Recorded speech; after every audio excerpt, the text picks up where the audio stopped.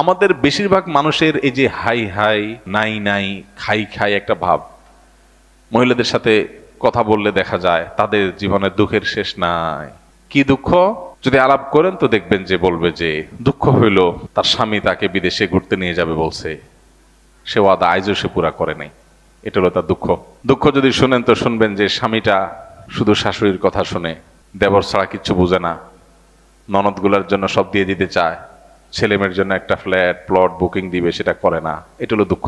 পুরুষদের সাথে যদি বসেন দুঃখের কথা জিজ্ঞেস করেন তো বলবে যে হুজুর বড় কষ্টে আছে, দুঃখের শেষ নাই। কি হয়েছে? ব্যবসা বাণিজ্য ভালো না, একটা বড় একটা ধরা খাই, যেখানে হাত দিয়ে সব শেষ হয়ে যায়। ওই লোকেরই বাসায় যায় দেখেন 5 পদ দিয়া ভাত তরকারি রাইন্দা খাইতেছে, বুড়ি বুঝ করতেছে। আপনারা দাওয়াত দিয়ে দেখবেন 7 পদ খাওয়াইতেছে, কিন্তু ওনার অনেক দুঃখ। কিসের দুঃখ?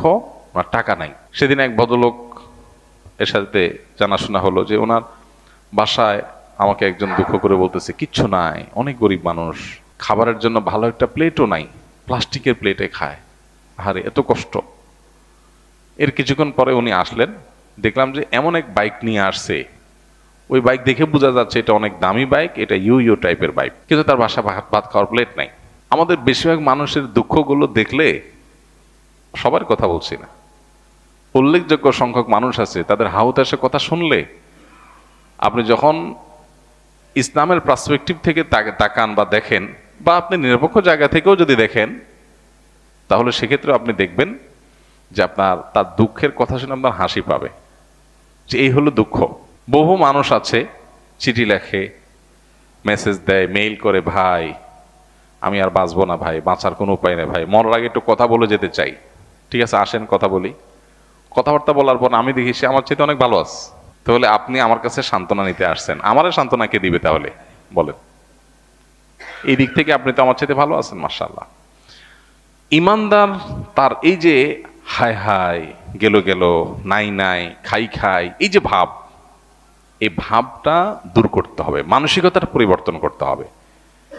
ভাই দুনিয়াটা জান্নাত না। এখানে যদি সব মন মতো হয়ে যায় তাহলে জান্নাত কি? এখানে তো আপনি শ্বশুরবাড়িতে গেছেন, আশা করছেন একটা জিনিস, হয় নাই। আশা করছেন যে শ্বশুরবাড়িতে যাবেন, খুব কদর টদর পাবেন, যাই দেখলেন না, তারা ড্যাম কেয়ার শালাশালি, তারা মোবাইল টিপি করতেছে, অন্য অন্য জায়গায় বলতেছে, মেহমান হিসেবে আপনাকে যে আতিথেয় করা দরকার করতেছে না। আপনার চান্দি গরম হয়ে যাচ্ছে, মেজাজ গরম হয়ে যাচ্ছে, কারণ আপনি এক্সপেকটেশন ছিল অনেক, হয় নাই। যখনই গরম হয়ে যাবে তখন চিন্তা করবেন আমি অহেতুক এক্সপেকটেশন করেছি, দুনিয়ার সব চাহিদা পূরণ হবে না। আশা করছিলাম বিয়ের পরে খুব শান্তিতে থাকবো, এখন বউটা দেখে বেলাইন।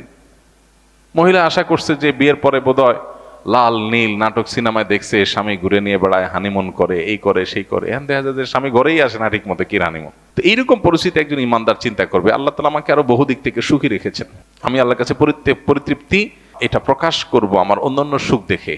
আপনার স্ত্রী তিনি হয়তো রান্না বাড়া ভালো পারেন না, আপনার মনে দুঃখ, কিন্তু তার চরিত্রটা ভালো। আরেকজনের বউ রান্নাটা মাশাআল্লাহ একের, কিন্তু চরিত্রটা 2 নম্বর। আপনার বউয়ের চরিত্রটাও ভালো, রান্নাটাও ভালো, হয়তো চেহারা ছবি ভালো না। আরেকজনের বউর চেহারা ছবি অনেক সুন্দর, কিন্তু বড় বড় রোগ সে বহন করে বেড়াচ্ছে, লাখ লাখ টাকা যাচ্ছে, তার বাঁচা মরা মানে একটা ধোঁয়াশার মধ্যে আছে। আল্লাহ তাআলা আপনার স্ত্রীকে সুস্থ রেখেছেন। একইভাবে মেয়েরা যদি পুরুষদের দিকে তাকায় দেখেন, আমার স্বামীটা অমানুষ, সে একটা ফোন করে না, একটা মেসেজ দেয় না, একটা খোঁজ খবর নেয় না, আমি মনটা খারাপ করে বসে আছি। আরে ভাই আপনার স্বামীটা নেশাখোর? কোনো নেশা করে না, আলহামদুলিল্লাহ করেন। অনেকের স্বামী নেশাখোর, স্বামী অনেক খোঁজ খবর নেয়, অনেক কেয়ারি, কিন্তু নেশাখোর। আবার অনেকের স্বামী সব দিক থেকে ভালো আছে, কিন্তু তার ক্যান্সার 4th স্টেজ হয়ে গেছে, যে কোনো মুহূর্তে মারা যাবে। আল্লাহ আপনার স্বামীকে সুস্থ রেখেছেন। আপনার স্বামীর খুব বেশি উপার্জন নাই, আলহামদুলিল্লাহ উপার্জন নাই, কিন্তু আল্লাহ তাআলা তারা অনেক দিক থেকে তাকে ভালো রেখেছেন, অ্যাডভান্টেজ আছে। একজন ইমানদার সে সবসময় পজিটিভ জিনিসগুলো দেখবে। শেখ মোহাম্মদ মোতাওয়াল্লিয়া শারবি, মিশরের একজন বড় স্কলার, কোরআনে কারীমের একজন বড় মুফাসসির, তার একটা টুইটারে একটা ছোট স্ট্যাটাসে তিনি লিখেছেন যে কারোর ঘর যদি চুরি হয়ে যায়, চুরি হয়ে চোরের সব নিয়ে যায়, সব বলতে যা যা নেওয়া গেছে, তারপরও সে ঘরে ঢুকে যদি দেখে যে খাটটা আছে, আলমারিটা আছে, আলমারির ভিতরে সব নিয়ে গেছে, আলমারিটা আছে, সে আল্লাহর কাছে শুকর আদায় করবে, যাক ভারী ভারী জিনিসগুলো নিতে পারে না, আল্লাহ শুকর। এগুলো যদি নিয়ে যেত আমি কি করতাম? যাক আলহামদুলিল্লাহ, চোরে নিচে দেখে কিছু গেছি কিছু আছে, যদি আগুন লেগে পুড়ে যেত তো সব ছাই হয়ে যেত। আপনি বিপদে আলহামদুলিল্লাহ কেন বলবেন, তার সায়েন্সটা এখানে। আপনি বাইক অ্যাক্সিডেন্টে পড়ে গেছেন, দেখতেছেন ঠ্যাং একটা নাই, কেটে আলাদা হয়ে গেছে, ওই অবস্থায় আপনি কিভাবে আলহামদুলিল্লাহ বলবেন? কিভাবে আপনি পরিতৃপ্ত থাকবেন, আল্লাহ শুকর আদায় করবেন? সায়েন্সটা কি? সায়েন্সটা হলো আপনি দেখবেন যে মাশাআল্লাহ আপনার আরেকটা পা ভালো আছে। এই একই অ্যাক্সিডেন্টে বহু লোকের 2 পা শেষ হয়ে গেছে, বহু লোকের জীবনটা শেষ হয়ে গেছে। আপনি যখন ওইটার দিকে তাকাবেন তখন বললেন আলহামদুলিল্লাহ, ওর সাথে কম্পেয়ার করলে তো আল্লাহ আমাকে ভালো রেখেছে। মানুষ ভালো থাকার জন্য তার মেন্টালিটিটা সবচেয়ে গুরুত্বপূর্ণ। আর এই কথাটাই নবী সাল্লাল্লাহু আলাইহি সাল্লাম মাত্র 3 শব্দে বলেছেন, আল গিনা গিনান নাফস। মানুষের মনের সচ্ছলতা, মনে থেকে যদি কেউ ধনী হয় সে হলো আসল ধনী, সে হলো আসল সচ্ছল। কেউ যদি নিজেকে অভাবী মনে না করে, আর যদি অভাবী মনে করে তাহলে কোটিপতি হওয়ার পরও সে ফকির। কারণ সে চিন্তা করবে আমার চেয়ে বড় কোটিপতি আরেকজন আছে, তাহলে আমার তো নাই। আমি সবসময় চিন্তা করবো আমার চাইতে খারাপ কত মানুষ আছে, আলহামদুলিল্লাহ অনেক ভালো আছে, আমার ভিতরে কোনো দুঃখ নাই। সেই মানুষ প্রকৃত অর্থে সুখী মানুষ, ধনী মানুষ, একই সাথে আল্লাহর প্রিয় মানুষ, ভালো মুসলমান, যে প্রত্যেকটা অবস্থাকে সে ওয়েলকাম করে, আলহামদুলিল্লাহ বলে। দুনিয়াতে সবকিছু যদি মনমতো হয় তাহলে এটা তো জান্নাত হয়ে যাবে। সবকিছু মনমতো হবে না। অনেকে দেখবেন অমুকে আমার সাথে এটা কিভাবে করলো, কিভাবে এটা বলতে পারলো, এই কথাটা সে কেমনে বলতে পারলো, আমি মেলাতে পারতেছি না। আমাকে কেন, এটা আশ্চর্যের কি আছে? চামড়ার ঠোঁট দিয়ে সবই বলা যায়, বলছে, বোঝেন, এটা তো আমি আশা করি না। তা আপনি যা আশা করবেন সব তার মন মতোই যদি হয় তাহলে তো জান্নাত হয়ে যাবে। আপনার আশার বিপরীত কিছু হবে দেখেই তো দুনিয়া। না না, সে কিভাবে এটা আমারে বলতে পারলো, আমার মাথায় ধরতেছে না, কেমনে এটা বলতে পারলো? আরে কেমনে বলতে পারলো, আমি তো বলতে পারবো আপনাকে, কোনো ব্যাপার না তো। সবকিছুকে ইজিলি নেওয়া, এটা হলো মানুষের দুঃখ দুর্দশা দূরের প্রধান মাধ্যম, প্রধান উপায়। আল্লাহ তাআলা আমাদেরকে সেই তৌফিক দান করুন। আমরা অনেকে আছি যে কোন প্রকার বিপদ আপদ হলে আমরা ধৈর্য ধারণ করতে পারি না। ভাই সবরটা কখন করবেন? তাহলে আপনার মনের বিরুদ্ধে হবে, চাওয়ার বিরুদ্ধে হবে, আশা যা করছেন তার উল্টাটা হবে। আপনার সাথে পড়ালেখা করে অনেক ভালো আছে, আপনি সেটা থাকবেন না, এখানে তো সবর, এখানে তো সবরের প্রশ্ন আসবে। সবরটা কোথায় করবেন তাহলে, সবই যদি মনমতো হয়? তো এই জন্য এই বিষয়গুলোর জন্য আমাদের মানসিকতার পরিবর্তনটা হলো সবচেয়ে গুরুত্বপূর্ণ বিষয়। বহু মানুষ আছে যে দুনিয়াতে তাদের সবকিছু চাই, সবকিছু চাই বাস, আর অন্যের সাথে কম্পেয়ার করা এবং অন্যের কাছে আশা করা। সকল অশান্তির 2টা মূল আছে, আরেকজনের সাথে নিজেকে তুলনা করা, আরেকটা হলো আরেকজনের কাছে কি করা, আশা করা। মানুষকে চাইতে বেশি আশা করা উচিত না।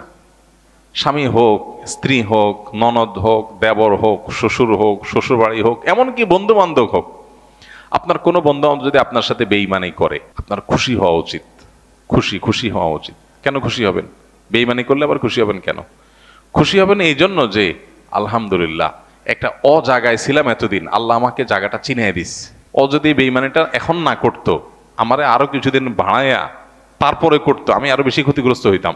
আল্লাহ শুকর, আলহামদুলিল্লাহ আমি যে জায়গায় সময় ব্যয় করছি, এরকম জিগরি দোস্ত বানায় রাখছি, ও আসলে কালসাপ, এটা আল্লাহ তাআলা আমার জানাই দিছে, আলহামদুলিল্লাহ আমি খুশি হয়ে যাব। নেগেটিভ জিনিসটাকেও পজিটিভ ভাবে আমরা দেখতে পারি। যত হতাশা আছে এই হতাশা দূর বেশিরভাগ ক্ষেত্রে হয়ে যাবে শুধু মেন্টালিটি পরিবর্তন করলে। আল্লাহ আমাদেরকে সেই তৌফিক দান করুন। আমাদের কিচ্ছু নাই, ঘরে অল্প স্বল্প আছে, আমরা যার আছে তার সাথে তুলনা করবো না। আমার যা আছে তা নিয়ে আমি অনেক হ্যাপি, আলহামদুলিল্লাহ। আল্লাহ আমার ছেলে মেয়ে সুস্থ রাখছেন, ক্যান্সার দেন নাই, বড় কোনো ব্যাধি দেন না, আল্লাহ শুকর। কিন্তু কাউকে ক্যান্সার দিয়েছেন, আলহামদুলিল্লাহ আল্লাহ তাআলা আমাকে মরার আগে তওবা করার সুযোগ দিয়েছেন, একটা ওয়ার্নিং আসছে, আমি এখন প্রস্তুতি নিয়ে যেতে পারি। অনেকে হঠাৎ চলে যাচ্ছে অ্যাক্সিডেন্টে, সে তো প্রস্তুতি নিতে পারে নাই, খারাপ কাজ করতে করতে গুনাহের পথে থাকতে তওবা করার আগে সে চলে গেল। আলহামদুলিল্লাহ আমার তো একটা ওয়ার্নিং পিরিয়ড পাইছি, এই সুযোগে আমি তওবা করে আমার আখিরাতটাকে সুন্দর করে যেতে পারি। প্রত্যেকটা নেগেটিভ জিনিসকে পজিটিভ দেখা যায়। বিশেষ করে আজকালকার যে হতাশা, এগুলো বেশিরভাগই হলো আমাদের অনেক খাই স্বভাবের কারণে। আমরা ভাবখান, আমি এরকম অনেক মানুষ দেখেছি ব্যক্তিগতভাবে, আমি পরিচিত অনেক মানুষের সাথে, নাই ভাই কিচ্ছু নাই, ব্যবসা বাণিজ্য অবস্থা একেবারে খারাপ। এরপরে দেখা গেল ছেলে ফেলে নিয়ে, বাচ্চা কাচ্চা নিয়ে উনি ব্যাংকক গেছে ঘুরতে। ভাই ব্যাংকক গেছেন ঘুরতে, আপনার না খুব অসুবিধা, ভাই এইটা তো 10-20-50 লাখ তো অ্যাকাউন্টে আছে, এটা তো কোনো ইয়ে না, আমি কোটি কোটি টাকার যে ব্যবসা আছে আমি সেটা কথা বলতেছি, ফ্যাক্টরিগুলো বন্ধ, হান তান, কিন্তু ওনার সব চলতেছে। মানুষের চাহিদা যত বাড়ে সে তত দুঃখী হয়, চাহিদা যত কমে সে তত সুখী হয়। এই জন্যই কানাআত বা অল্পে তুষ্ট থাকার শিক্ষা নবী সাল্লাল্লাহু আলাইহি সাল্লাম দিয়েছেন। মুসলমান কখনো খাই খাই স্বভাবের হবে না। যত বেশি খাই খাই স্বভাব হবে, যত বেশি অন্যের কাছে আশা থাকবে, তত বেশি আপনি দুঃখী হবেন। এই জন্য এই জিনিসটা ছাড়তে হবে। কারোর কাছে আশা খুব বেশি করা যাবে না এবং অন্যের সাথে কম্পেয়ার করা যাবে না, বিশেষ করে অন্য আমার চাইতে ভালো থাকলে ওটার ব্যাপারে কম্পেয়ার করা যাবে না। আশা বেশি করবেন, ধরা খাবেন। পৃথিবীতে আল্লাহ ছাড়া আর কারোর ব্যাপারে আশাবাদী থাকবেন না, এমনকি নিজের মা বাপও না, নিজের স্ত্রীও না, স্বামীও না, সন্তানও না, ভাই বোনও না, জিগরি দোস্তও না, কারোর ব্যাপারে না। আশা করেন, খুব বেশি আশা করে বসে থাকেন না। আশা করার পাশাপাশি এটার জন্য প্রস্তুত থাকেন যা আশা করতেছেন তার উল্টাটাও হতে পারে। মোচের তেল দিয়ে গেছেন, অনেক কিছু আশা করতেছেন, যা দেখেন জিরো, হাইসা দিবেন যে আমি তো বোকা ছিলাম, এই জায়গায় আমার নসিবে এটা বরাদ্দ ছিল না, অথচ আমি মোচের তেল দিয়ে আসছি। ফাও, কাঁঠাল খাওয়ার জন্য মোচের তেল দিয়ে আসছি, এসে দেখি কাঁঠালই নাই, কাঁঠাল পুরোটাই নষ্ট। তাহলে আমি অহেতুক একটা প্রস্তুতি নিছি, আমার তকদির এটা ছিল না। তো ইমানদার নিজের জীবনটাকে ইজি করার চেষ্টা করবে, সে সুখী থাকবে ইনশাআল্লাহ তাআলা। আল্লাহ আমাদেরকে তৌফিক দান করুন।